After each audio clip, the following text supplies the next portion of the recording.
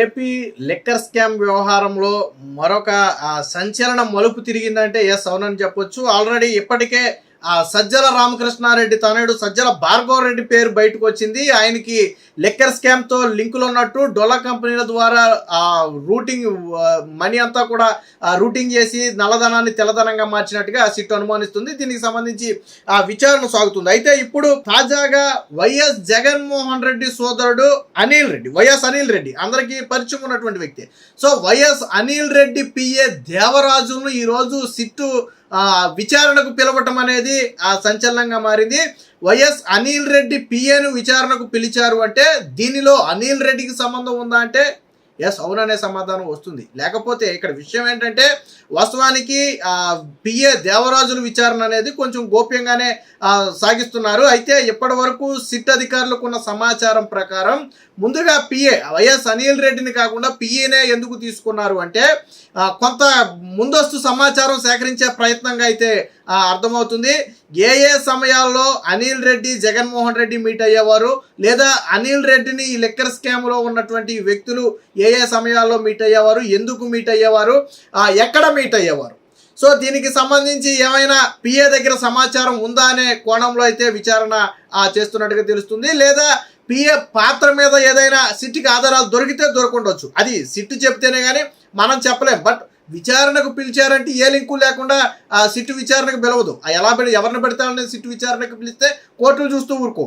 అంటే ఇప్పటికే అటు రాజకీయ నేతల దగ్గర మొదలు పెడితే ఇటు అధికారుల వరకు కూడా అందరూ కూడా ఈ లిక్కర్ స్కామ్లో ఇరుక్కుపోయి ఉన్నారు. మనకు తెలుసు, ముఖ్యంగా మిథున్ రెడ్డి, చెవిరెడ్డి భాస్కర్ రెడ్డితో పాటు ఇప్పుడు అధికారుల్లోకి వచ్చేటప్పటికి ఓఎస్డి కృష్ణమోహన్తో పాటు ఇతర అధికారులు, ఆ రోజు లిక్కర్ ఎండీగా ఉన్నటువంటి వ్యక్తితో పాటు అందరూ కూడా, వాసుదేవరెడ్డి, వీళ్ళందరూ కూడా అరెస్ట్ అయ్యారు. ప్రస్తుతం జైల్లో ఉన్నారు. వీరి బెయిల్ కూడా పూర్తిగా కోర్టులు నిరాకరిస్తున్నాయి. ఎందుకంటే దీని డెప్త్ ఎక్కువ ఉందని చెప్పి స్వయంగా హైకోర్టే భావించి ఆ వ్యాఖ్యలు కూడా చేసింది. మిథున్ రెడ్డిని అందుకే అదుపులోకి తీసుకోవాలని చెప్పి స్వయంగా హైకోర్టే వ్యాఖ్యానించింది.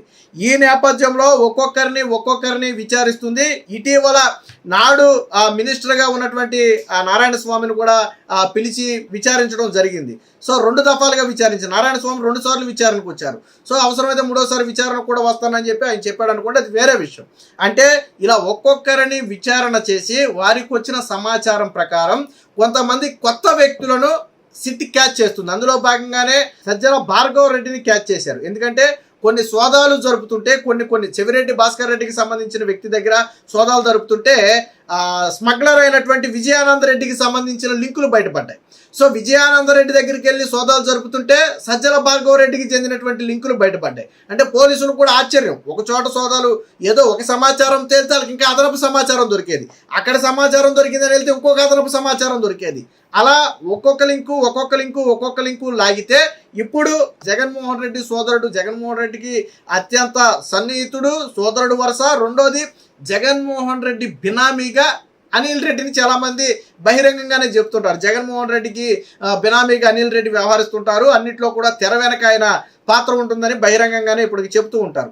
ఇప్పుడు అనిల్ రెడ్డి పిఏ దేవరాజును ఎప్పుడైతే అధికారులు పిలిచి విచారించారో దీంతో ఒక్కసారిగా వైసీపీలో మళ్ళీ ఉలుక్కుపాటు మొదలైంది. అంటే ఈ ఉచ్చు అనిల్ రెడ్డి మెడకు బిగుసుకోబోతుందంటే చెప్పలేం.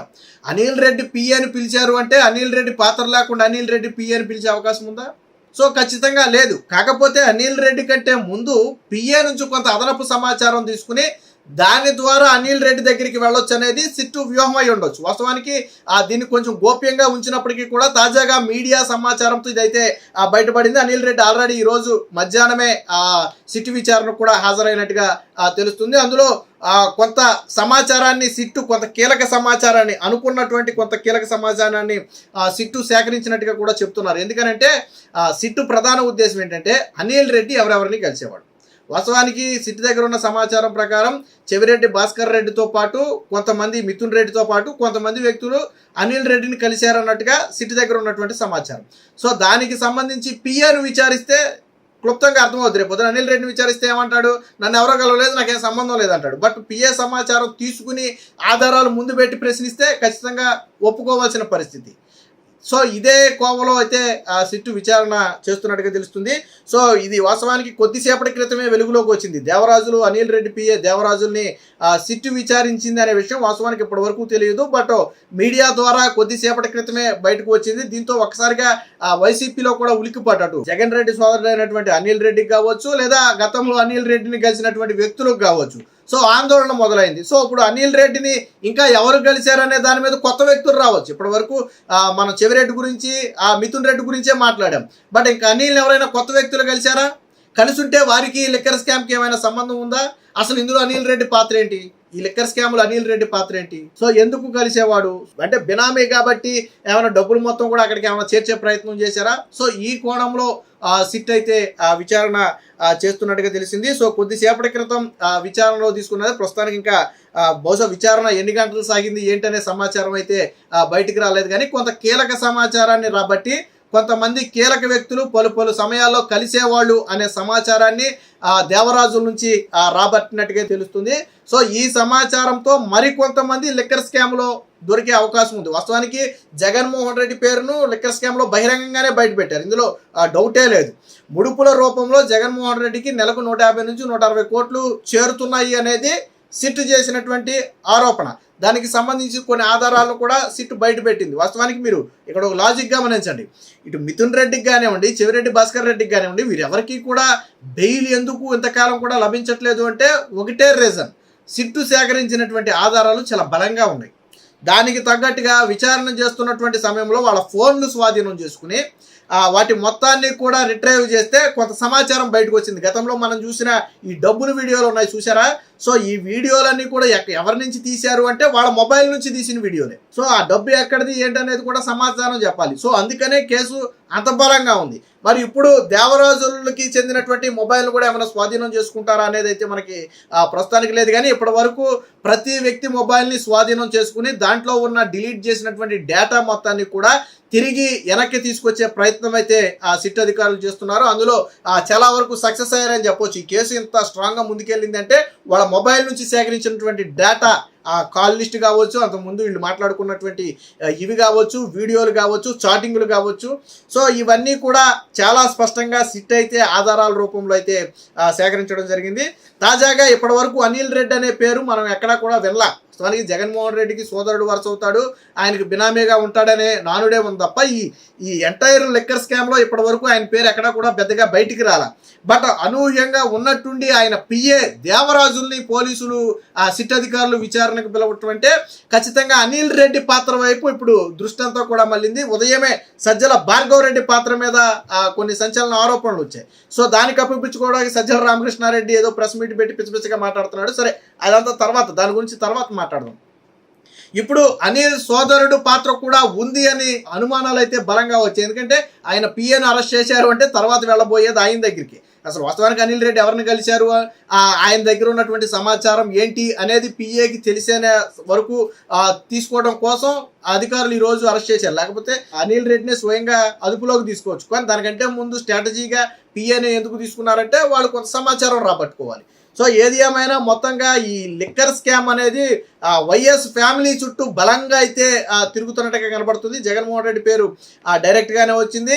పరోక్షంగా భారతీరెడ్డి పేరు కూడా ఇందులో తెర వెనక ఆవిడ పాత్ర ఉందనేది కొంతమంది బహిరంగంగా చేసినటువంటి ఆరోపణలో అది పరోక్షంగా వచ్చినటువంటి పేరు. ఇకపోతే ఇప్పుడు అనిల్ రెడ్డి పేరు కూడా ఆల్మోస్ట్ రాబోతుంది. అనిల్ రెడ్డి పేరు రేపో మాపో రాబోతుంది.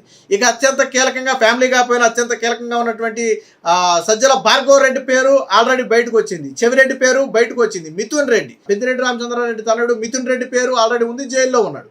సో మొత్తంగా జగన్మోహన్ రెడ్డికి బలమైన క్వార్టరీయే ఈ లిక్కర్ స్కామ్లో ఇన్వాల్వ్ అయినట్టుగా అయితే తెలుస్తుంది. మిగతా వాళ్ళు నామకే వాసు.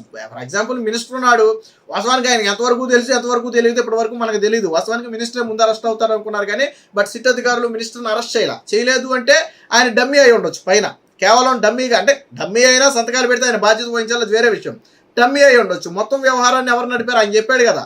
పైవాళ్ళు చెప్పారు నేను చేశాను, నాదేం సంబంధం లేదు, పైవాళ్ళు ఒత్తిడి ప్రకారం చేశా. ఎవరా పైవాళ్ళు అనేది నారాయణ స్వామి చెప్పాలి. ఏది ఏమైనా మొత్తంగా ఈ లిక్కర్ స్కామ్లో ఇప్పుడు వైఎస్ సోదరుడు అనిల్ రెడ్డి పాత్ర ఉందా అనే దాని మీద చాలా బలమైన ఆరోపణలు వస్తున్నాయి. ఇది ఒక రకంగా వైసీపీని తీవ్ర ఇరకాటంలో పెట్టే అంశంగా మారింది. Please subscribe to Leo news. For more videos.